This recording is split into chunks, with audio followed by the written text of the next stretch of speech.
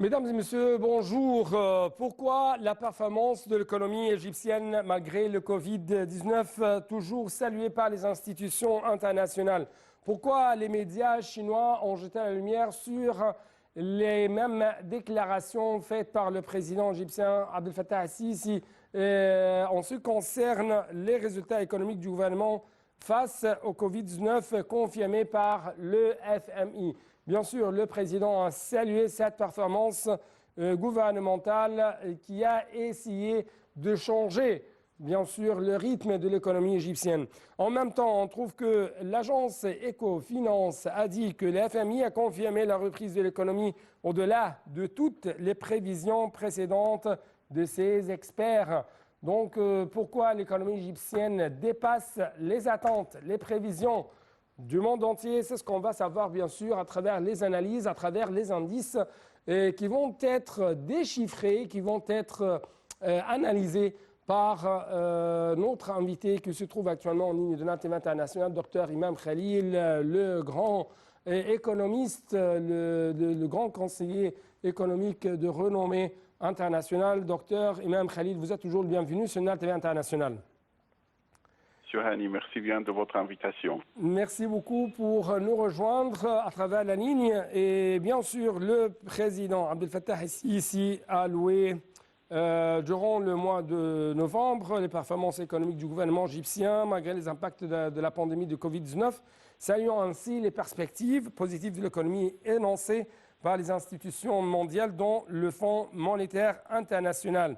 Monsieur Sisi a même écrit sur son compte, sur les réseaux ou sur les médias sociaux, les efforts du gouvernement ont été salués par les principales institutions financières internationales au premier rang, desquelles l'annonce officielle des experts du FMI, selon laquelle les performances de l'économie égyptienne ont dépassé les attentes. Donc, en tant qu'économiste, comment vous avez analyser un tel témoignage de la part de ces institutions, mais aussi de la part du chef de l'État à propos de la performance de l'économie égyptienne et les réformes gouvernementales? Tout d'abord, je vais dire que toutes les déclarations de la part des agences mondiales, agences économiques mondiales, montre les preuves de réussite égyptienne. Pour la 4e année consécutive, l'économie égyptienne fait parler tout le monde en tant qu'exemplaire pour le modèle de développement durable. Ce modèle qui vraiment est devenu une icône pour tous les pays en voie de développement qui espèrent de faire changement radical dans le niveau de la vie de ses citoyens en termes économiques et sociaux.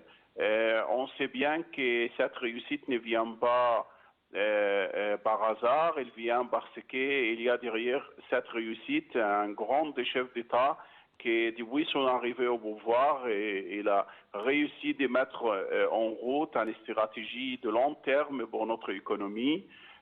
En parallèle de stratégies de court terme, de plans annuels pour l'économie égyptienne. Ces plans qui étaient suivis pour la première fois dans l'histoire économique égyptienne. Et maintenant, je crois, c'est le moment de dire que l'économie égyptienne va toujours au meilleur. Et dans quelques années, on va voir que notre situation économique va augmenter en termes de pays les plus riches au monde.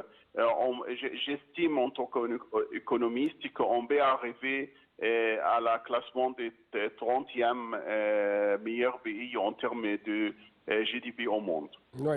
En fait, les médias chinois ont jeté la lumière sur ce qui a été publié dans les rapports et par les experts même du Fonds monétaire international. Par exemple, les experts du FMI ont déclaré dans un communiqué que l'économie égyptienne s'était mieux comportée que prévu malgré la pandémie, les mesures de confinement soutenues par la gestion efficace de la crise par les autorités et la forte mise en œuvre de leur programme politique ont contribué à atténuer les effets de la crise. Donc, justement, on trouve que de plus en plus, ces mesures qui ont été prises par le gouvernement égyptien, par l'État égyptien, avant et après le Covid, représentent un exemple à suivre pour les autres pays, n'est-ce pas? Oui, bien sûr, surtout l'expérience, la difficulté devant toutes les économies mondiales maintenant, c'est le problème de Covid-19 qui est vraiment frappé les plupart des économies autour du monde. Et malgré tout ça, l'économie égyptienne a réussi de faire l'exemplaire, comme toujours depuis 4 ans, de faire face à cette crise mondiale. L'économie égyptienne a réussi de garder un taux de croissance positif toujours. Un des rares pays au monde avec la Chine qui ont fait de chiffres positifs en termes de croissance économique. Et tout ça, bien sûr, montre les grandes expériences de responsables dans le gouvernement égyptien qui ont réussi, avec l'aide le chef de l'État, de mettre en route une économie qui est flexible, qui va englober toute cette crise et travailler avec. Si vous voyez, par exemple, cette crise qui a frappé fort tous les secteurs économiques, surtout le touriste et les transports maritimes et l'échange commercial, malgré tout ça, on voit bien que notre rythme économique n'était pas changé. Au contraire, on est toujours... Bien sûr, c'était l'une de remarques qui a été faite par le FMI dans son rapport. Par exemple, la poursuite d'une mise en œuvre solide du programme, y compris des progrès soutenus dans les réformes structurelles clés, est essentielle pour renforcer la résilience de l'économie égyptienne. Cela permettra également de s'assurer que les investisseurs restent confiants dans les perspectives de l'Égypte. Donc, encore une fois, il y a une sorte de reconnaissance de la part des institutions internationales en ce qui concerne cette économie égyptienne, non seulement forte, non seulement qui peut supporter le choc, mais aussi résiliente. Une économie résiliente, une économie qui attire de plus en plus les investisseurs étrangers. Donc, est-ce que vous pouvez nous donner un peu plus d'explications en ce qui concerne cette résilience et cette diversité dont dispose l'économie égyptienne? Je vais dire que l'économie égyptienne maintenant est devenue une économie très attractive pour les investissements étrangers. C'est pourquoi il est toujours au premier pays en termes de recevoir les fonds d'investissement étrangers en Afrique et au Moyen-Orient pour 4 années consécutives. C'est tout d'investissement, bien sûr, donne de coups de pouce pour notre économie. Les investissements, quand ils décident de venir dans un pays, ils regardent toujours l'environnement économique, politique et social.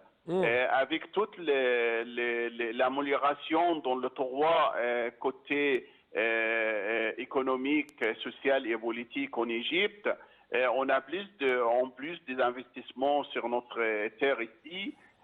C'est-à-dire, il y a beaucoup d'améliorations dans l'environnement économique. Toutes les dépenses sont faites par l'État égyptien pour investir dans l'infrastructure. Maintenant, on a un réseau de transport très fiable et très adapté avec le besoin de développement et d'investissement de toutes les tailles, c'est-à-dire les grands investissements. Aussi toute l'égalité sociale que le président essaye toujours de les mettre en route, en parallèle avec la croissance économique, donne plus d'attractivité pour notre économie devant l'investisseur en étranger. Oui.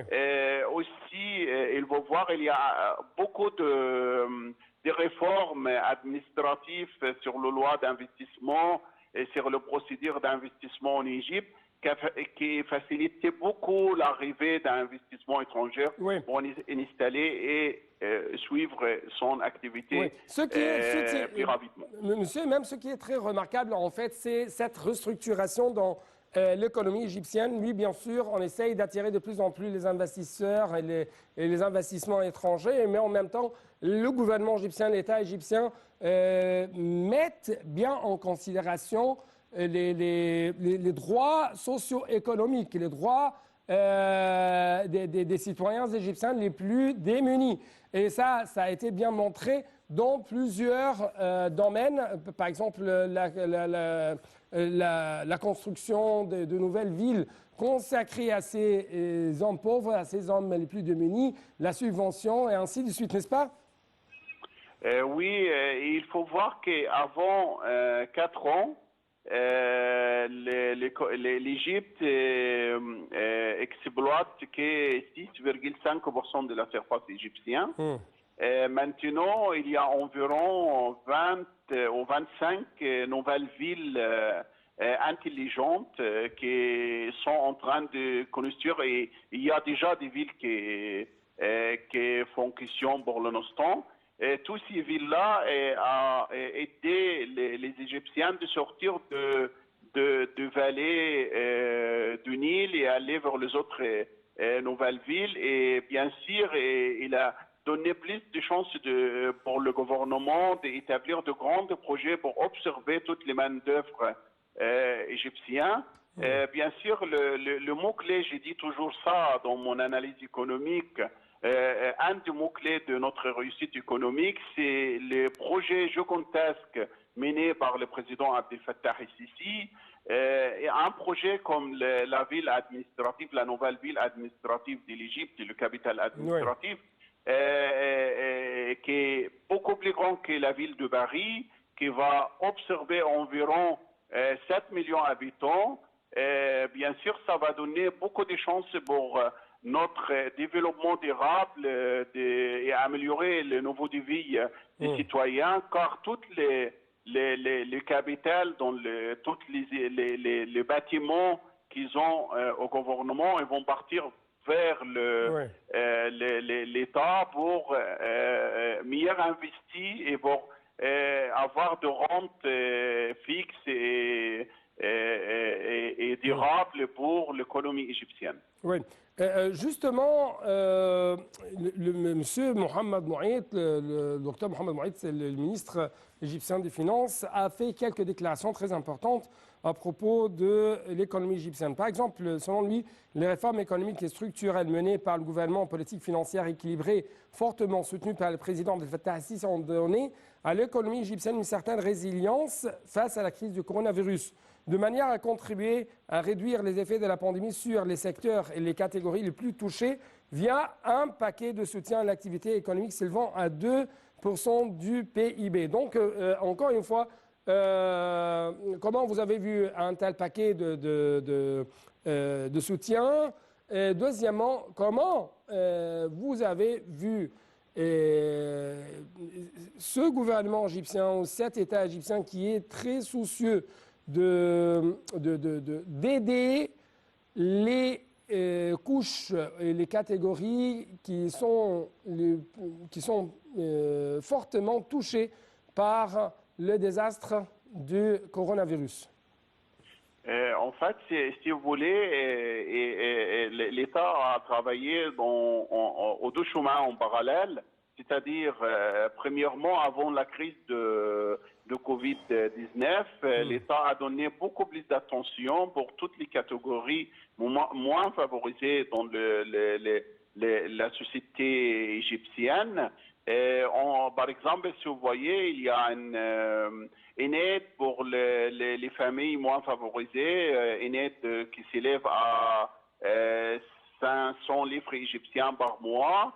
Et il y a des autres aides pour les travailleurs temporaires qui sont touchés par la crise et par des autres causes. Tous ces types d'aides, même les aides de logement, l'État a réussi en 4 ans de construire environ 1 million de logements en terres sociales et moyennes et autres.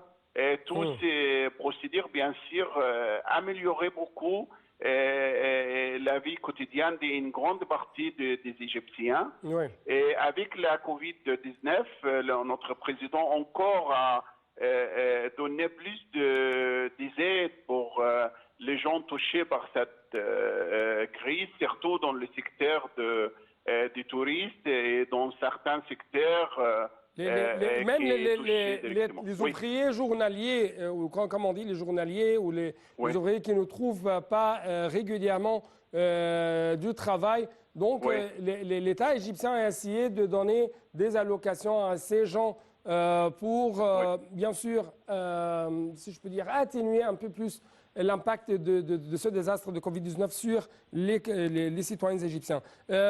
Bien sûr, j'aimerais bien montrer quelques indices très importants en ce qui concerne l'économie égyptienne.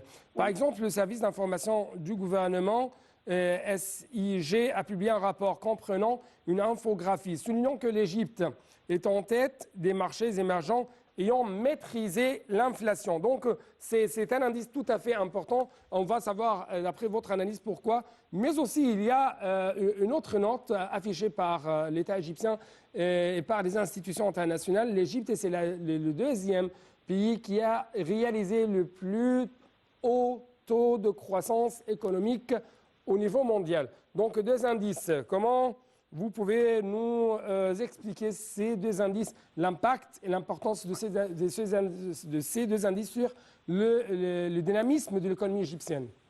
Oui, tout d'abord, pour l'inflation, c'est l'ennemi du développement économique. L'inflation qui peut détruire une économie. L'État égyptien a mis beaucoup de politiques, entre politique monétaire, politique commerciale, et même politique sociale pour lutter contre cet ennemi du développement économique. L'inflation est beaucoup diminuée cette année. Le résultat, je crois, le taux d'inflation, elle est variable entre une agence mondiale et une autre, mais si on prend les plus hautes, ils ont déclaré que l'inflation elle arrive à 5,9. Au lieu de, pour l'année 2020-2021, au lieu de environ 9,8 l'année passée. Donc, il y a une baisse dans le taux d'inflation. Cette baisse grâce à toutes les réformes, surtout monétaires. Donc, je félicite de ce programme les responsables de cette politique. Ils ont vraiment réussi d'augmenter les réserves d'échange dans notre banque centrale à 39,5 milliards de dollars. En plus de ça, le taux d'intérêt dans les banques égyptiennes a diminué de 15% à 12,5, à même 12 maintenant.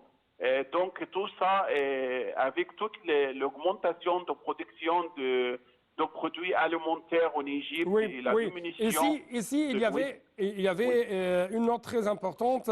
Des rapports gouvernementaux notent que les prix de denrées alimentaires ont enregistré, même avec la crise ou le désastre de Covid-19, ont enregistré une baisse des prix pour la 7e fois depuis le début de 2020, puisqu'ils ont enregistré une baisse des ordres. À cause de... Toujours, il y a la demande. Nous sommes environ 100 millions d'habitants en Égypte, qui a une grande force de demande pour le produit alimentaire.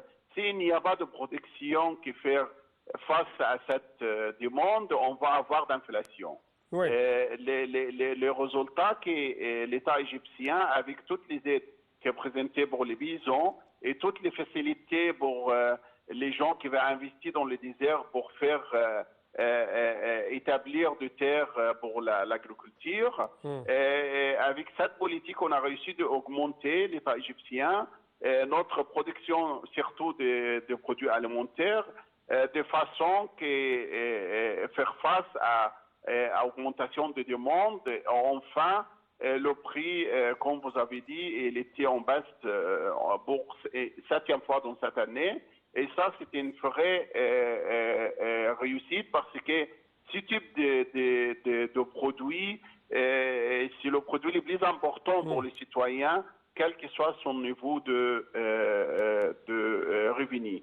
Oui. Deuxièmement aussi, la baisse d'importation de certains produits qui ont augmenté, bien sûr, notre capacité de avoir plus de production dans le marché égyptien. Bien sûr, Bloomberg, par exemple, a déclaré que le fait que l'État a assuré toujours les fruits et les légumes sur le marché a conduit à contenir l'inflation des prix des denrées alimentaires.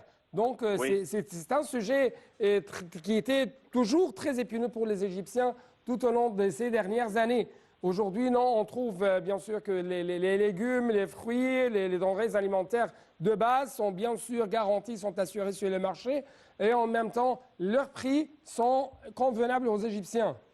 Exactement. Et je crois que dans les années qui viennent, on va avoir encore de baisse de prix de ce type de produit parce que la surface agriculture en Égypte est en train d'augmenter à grâce de projets de millions Faddan de notre président Abdel Fattah al-Sisi, grâce à certains projets dans le sud de l'Égypte, à côté d'El Minya, grâce à beaucoup de projets gigantesques pour faire face à la crise alimentaire d'importation de certains produits alimentaires. Oui. Et ça, c'est une chose. Et deuxièmement, pour le deuxième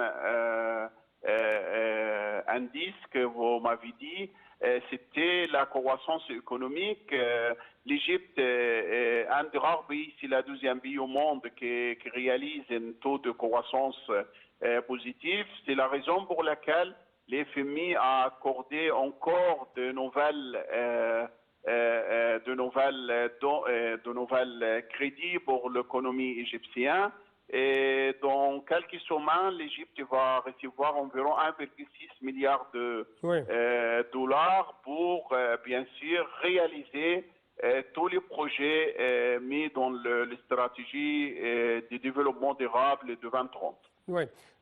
Autre chose à propos de la baisse du taux d'inflation, le FMI a dit que cette baisse va affecter positivement la réduction du coût des emprunts à long terme, tandis que Renaissance Capital a fait remarquer que l'Égypte avait une expérience exceptionnelle dans la réduction du taux d'inflation par rapport aux marchés émergents. Donc, comment vous trouvez de telles analyses? L'impact de ça sur le financement, sur les investissements, sur, si je peux dire, la stimulation même de l'économie égyptienne dans la prochaine période?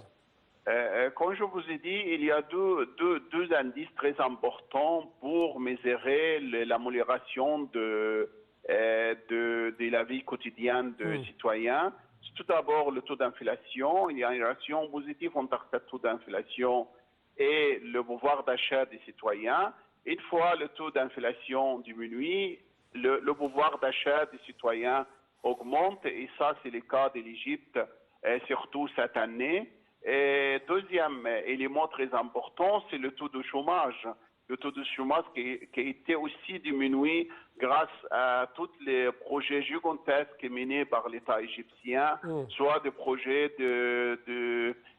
établir de nouvelles villes intelligentes dans le désert de l'Ouest, comme El Alamein, et dans le capital administratif dans le désert du Suez, soit de nouvelles villes à côté d'anciennes villes en delta comme la nouvelle Mansoura et la nouvelle, et même au sud d'Égypte, la nouvelle J'aimerais très rapidement passer à un autre indice. La Banque centrale a réduit ses principaux taux des titres directeurs de 50%, plutôt de 50 points de base pour soutenir l'économie. Encore une fois, l'information, la Banque centrale réduit ses principaux taux de directeurs de 50 points de base pour soutenir l'économie, selon bien sûr des agences, des agences internationales, Oui. des agences de presse spécialisées dans le domaine économique et finance comme l'agence Ecofinance. Donc, l'impact de cette réduction sur les investissements. Encore une fois, quel est le but du gouvernement et de la Banque centrale à propos de ce recul? Oui, et il faut voir que le taux d'intérêt était environ 15% depuis environ 6 mois. La Banque centrale a réussi à diminuer le taux à 12% ou à 12,5%. Donc, il y a beaucoup de baisse dans ce taux d'intérêt de façon qui va encourager l'investissement, soit les investissements locaux et les investissements étrangers, de venir investir en Égypte.